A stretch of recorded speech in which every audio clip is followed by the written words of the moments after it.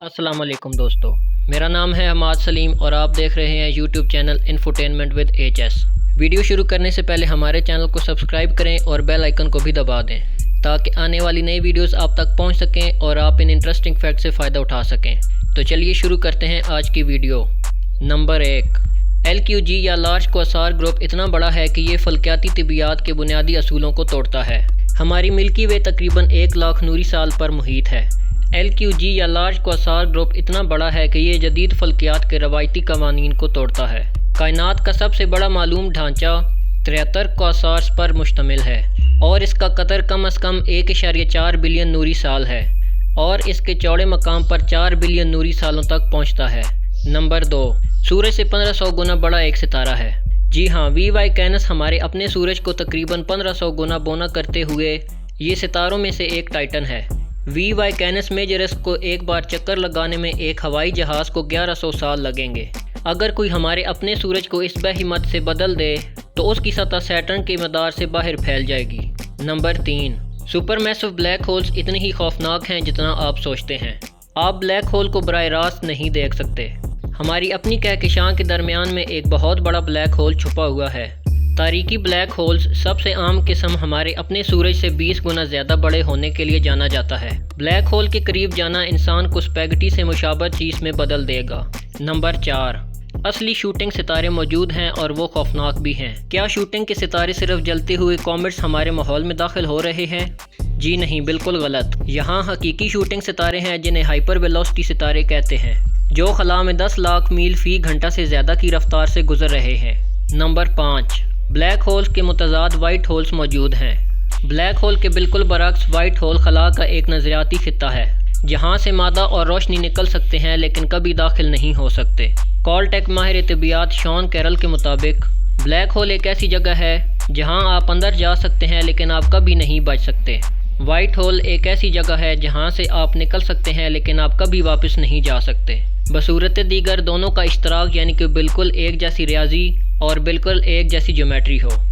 Number 6، galactic کینیبلزم۔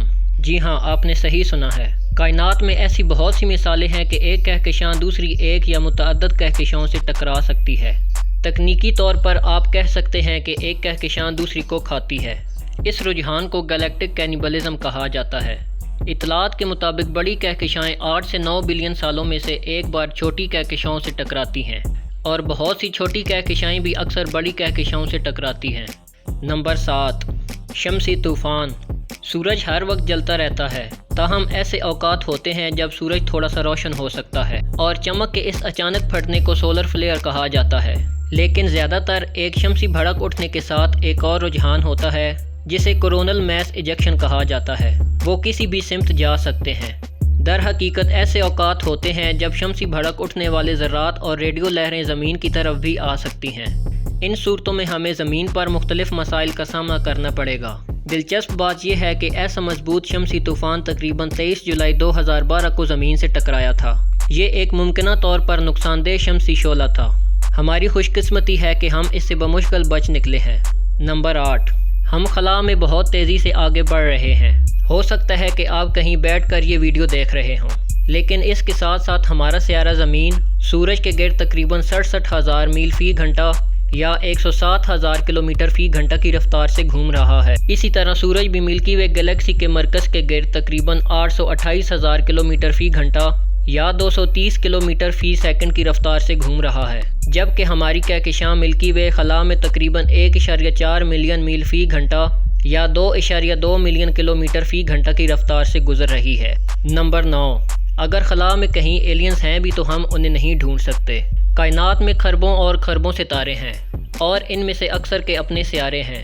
اس کا مطلب یہ ہے کہ کائنات میں کہیں بھی ماورائے زمین زندگی ہو سکتی ہے، تاہم ہم نے انہیں ابھی تک نہیں ڈھونڈا ہے یا ہو سکتا ہے کہ وہ ہمیں ابھی تک نہیں ملے ہوں۔ اب ایسا کیوں ہے؟ ایک مشہور تھیوری کے مطابق ہے کہ ایک دوسرے سے دور ہونے کی وجہ سے شاید ہمیں کوئی ایلین بھی نہ ملے۔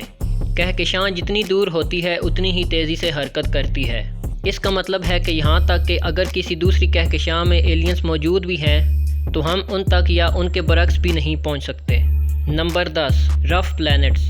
بہت سارے سیارے ہیں جو اپنے والدین ستاروں کی کشش ثقل سے بچ گئے ہیں۔ ان رف پلینٹس میں سے کچھ ہمارے سیارے زمین سے 3 گنا زیادہ ہو سکتے ہیں، جبکہ کچھ جوپیٹر کے سائز سے 12 گنا زیادہ ہو سکتے ہیں، لہٰذا سائز میں بڑے پیمانے پر ہیں۔ اب یہ رف پلینٹس خلا میں تقریباً 30 ملین میل فی گھنٹہ کی رفتار سے گزر رہے ہیں، اور ایک وقت ہو سکتا ہے کہ ان رف پلینٹس میں سے کوئی بھی زمین سے ٹکرائے۔ تو ناظرین، یہ تھی آج کی ویڈیو، امید ہے کہ آپ کو پسند آئی ہوگی۔ اب میں ملوں گا آپ سے ایسی ہی ایک اگلی ویڈیو میں، تب تک کے لیے مجھے اجازت دیں، اپنا بہت خیال رکھیے گا، فی امان اللہ۔